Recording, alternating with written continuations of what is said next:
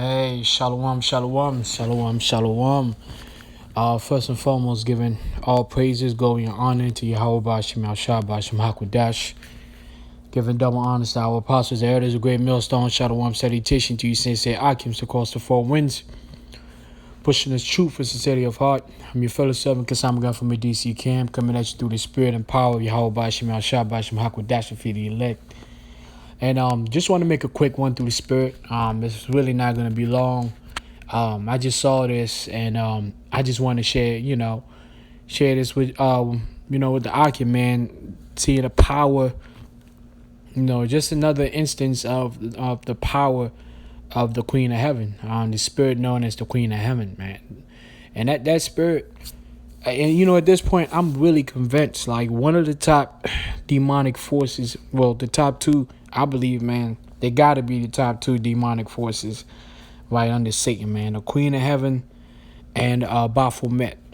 Like those two spirits, man, they're extremely powerful. And you can see right now, as we inching closer and closer to the destruction of Babylon, aka the United States, that those are the two most powerful demonic forces out there. The Queen of Heaven, which makes men bow the knee and bow down to women and uplift women, even at the cost of their life. And then you have, of course, Baphomet, which is the androgynous demon that brings about same-sex relationships, and then transgenderism, and so on and so forth. All right, and those are the two massive energies that are running the world, beginning with the United States, aka Babylon. So this is therepublicworld.com, and this statement was said by the well-known Peyton Manning. All right, if you watch football, you should already know who Peyton Manning is. That's the cat right here on the left, with the pink polo shirt. Of course, you got Tiger Woods, and then of course on the right hand side with the blue polo shirt, that is Tom Brady. All right, and I believe both of them are Israelites. Tom Brady is an Israelite. I believe Peyton Manning is an Israelite as well. Because those guys were at the top of this game, and that's the Israelite thing, being at the very top of everything. So this is Peyton Manning. This is what he says. Peyton Manning claims that if it was not for his mother, Tom Brady would have had 11 rings. So when I heard that, I was like, you got to be kidding me, man. You have got to be kidding me. The subtitle says Peyton Manning and Tiger Woods came out on top against Tom Brady and Phil Mickelson in a charity golf match. Manning continued roasting his former rival. So Peyton Manning gives the credit. Because if it wasn't, because those the 3 Super Bowls that he's talking about is the 3 Super Bowl, 2 Super Bowls Tom Brady lost to Eli Manning, Peyton Manning's younger brother. And then, of course, Peyton Manning went out and won 2 other Super Bowls by stopping Tom Brady twice. So that's actually 4 Super Bowls. All right. So he's basically saying if it wasn't if it wasn't for him and his little brother, Tom Brady would have had 11 rings. But instead of giving the credit to his father, he's giving the credit to his mother.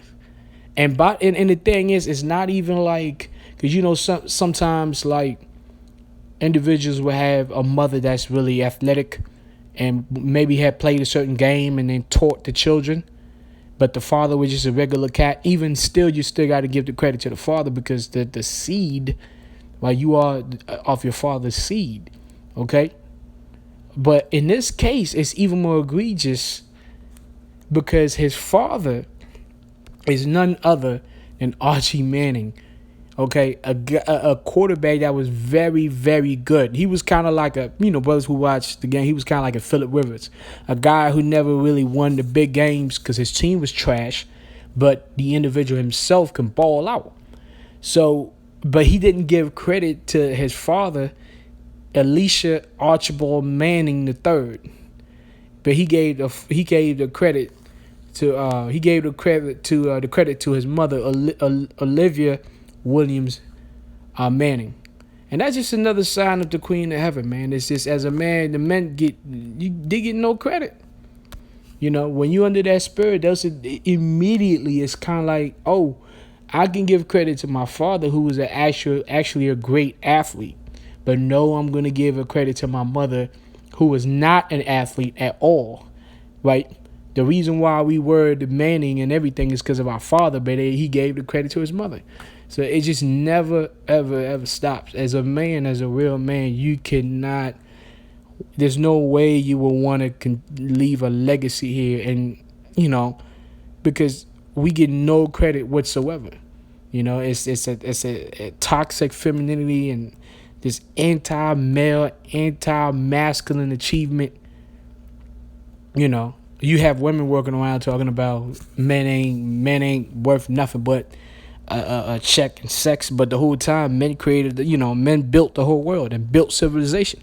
The trains, the house, the power that you got, everything. It's just these, construction. These are men, But this, as you see right here, man, it's the Queen of Heaven, man, and we look, man. Listen, when I read this thing on the right hand side, man, it says Queen of Heaven. It says because the Virgin Mary, the Virgin Mary was raised to such a lofty dignity as to be the mother of the King of Kings. It is deservedly and by every right that the church has honored her with the title of queen. So man, there's so many fallacies in this. First of all, Mary, the mother of the Lord, his name is not Christ, his name is Yahushua, which he was this so-called black man. Mary was a so-called black woman from the tribe of Judah. Man, she had sex with Joseph, all right? She had sex in Joseph. She had sex with Joseph. So, and she's no queen. All right, there's no queen in Israel, man. There's no such thing as a queen in Israel. Okay, so there's another fallacy, but it's an actual spirit. Now check this one. This one right here on the bottom right. It says, "Come, let us worship Christ, who crowned his mother as Queen of Heaven and Earth." So they're saying that this demonic force is convincing men to believe that the Lord crowned his mother as the Queen of Heaven and Earth. Oh my God, man. So yeah, man. You understand, like, oh, you got all these simps that get into these OnlyFans. You try to understand why a man would just give away his money just to see a woman shake her ass online. And a woman he would never touch, but he worships her like some type of idol. This is the spirit that makes men do that, man, and that's straight weakness. And then the Queen of Heaven appears in the scriptures because this is an ancient spirit, a very, very powerful ancient spirit that totally destroyed the nation of Israel, the minds of the men and the women, but in particular the men of Israel, so-called Negroes, Hispanics, and Native Americans.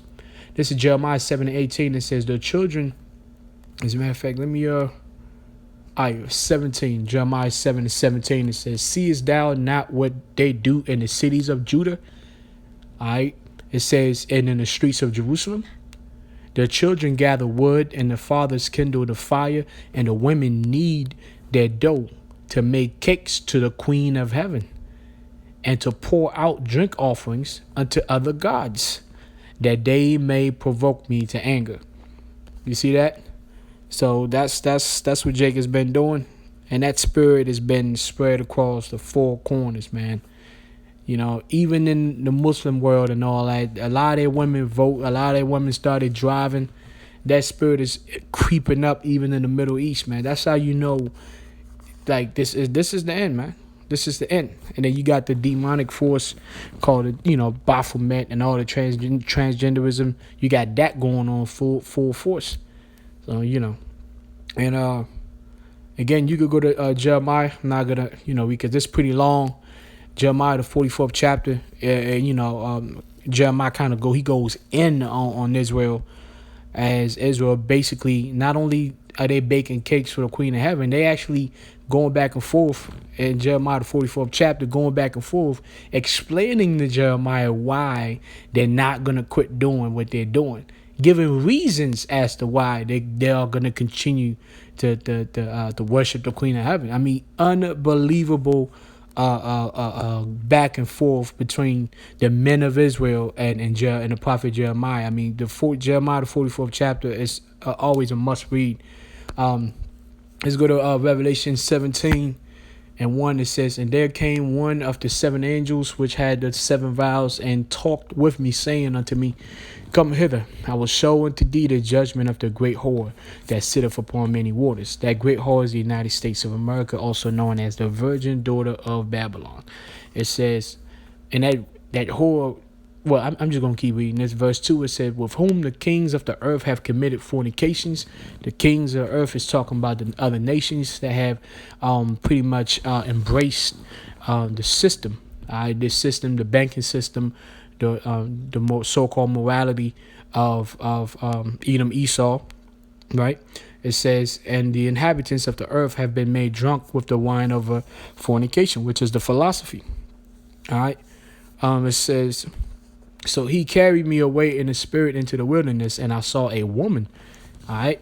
So America is known as a woman. The energy of America is a feminine energy, which is crazy because you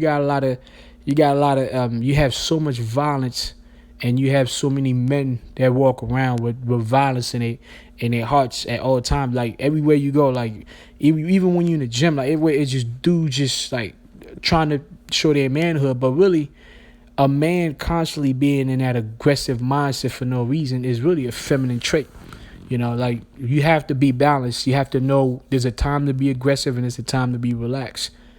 You know what I'm saying? Like you have to be able to control your emotions, but the men cannot control their emotions because most men were raised by women and not men. But then again, you have men such as Peyton Manning, who was raised by a man called Archie Manning, and he got all of his genes, his intellect, his ability to be a Hall of Famer quarterback, and he still gives the credit to his mother, who didn't do a damn thing but cook for him.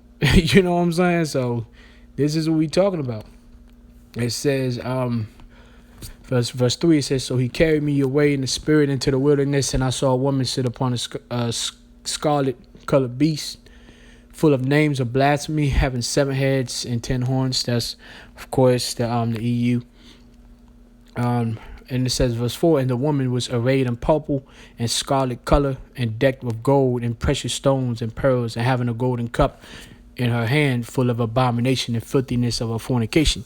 And it's talking about the nation itself and all the abominations, as we know. I mean, the whole month of June was nothing but straight hardcore abominations, and that spirit permeates on the actual women that live in the nation. You know, that's why you see a lot of whoredom and filthiness, and you know, and you got that going on, and their minds is filthy. Because it's a spirit that not only the woman, the nation acts a certain way, and that spirit makes the actual women, humans, the inhabitants, it makes them act that way, man. All right, that's the Queen of Heaven spirit. All right, it says, "And upon her forehead was a name written, Mystery Babylon the Great, the mother of harlots and abominations of the earth." And I always say this, man. You know this is written in all caps because once it finally settles in your mind as an Israelite that Revelation 17:5 is literally talking about the United States of America, everything else makes sense. Revelation 17:5 is something that you must accept, and once you're able to accept and believe, and everything else is going to make sense as far as what you've witnessed and where this is going, and the end game of the Lord upon this place. All right, so Isaiah chapter 59:14, it says, Isaiah 59 and I'm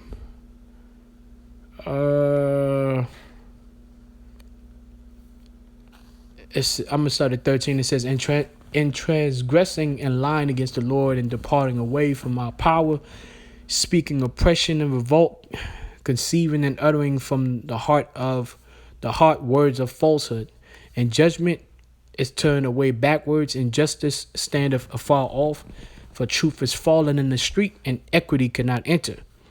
All right, it says, "Yea, truth faileth, and he that departeth from evil maketh himself a prey."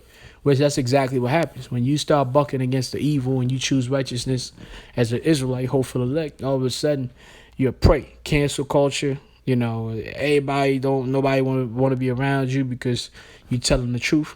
And eventually they're going to come and trying to grab us out of our own house because we tell them the truth, man. And put us in jails, man, in prisons. All right? And it says, verse 16, it says, and he saw that there was no man and wondered that there was no intercessors. And that's the thing. If it wasn't for Yahweh Shah, man, every man that you see out here would turn into a straight up saint because these demonic forces would not go away. And we can't battle these forces unless Yahweh Bashim Shah gives us the spirit, an even greater spirit. That's why he said in John that the spirit that's in us is greater than the spirit that's in the world. It's because of the spirit of Yahweh Shah, a King of Kings, a man among men, that we are able to give the Queen of Heaven and Baphomet the stiff arm. But prior to that, you looking around, there was no men. This place has been going around with women just dominating the feminine energy, dominating for a very long time until the spirit of Yahweh Shah came down through the Holy Spirit. All right, in the 60s, when a man called Abba Bibbins. All right, till this day, when you have all the apostles, the elders, and all the brothers across four winds. All right, it says, therefore his arm brought salvation unto him, and his righteousness it sustained him. All right, and it keeps on going. And let me see. Yeah, that's yeah, I mean, I could keep on going and going. I didn't really want to make this too long, but that's talking about, of course, Yahweh Shah, coming down and delivering us out of this madness. Isaiah 46:8, remember this and show yourselves men, bring it again to mind, all you transgressors. So we got to remember ourselves men, you know what I'm saying? Like I always tell brothers, man, as when you come into the world and you awaken as a quote-unquote alpha male, right? You have to understand we were born and raised and trained to be beta. So there's a lot of things, there's certain things that you do that you may be doing. You think you on some alpha stuff when it's straight up beta because it's programming.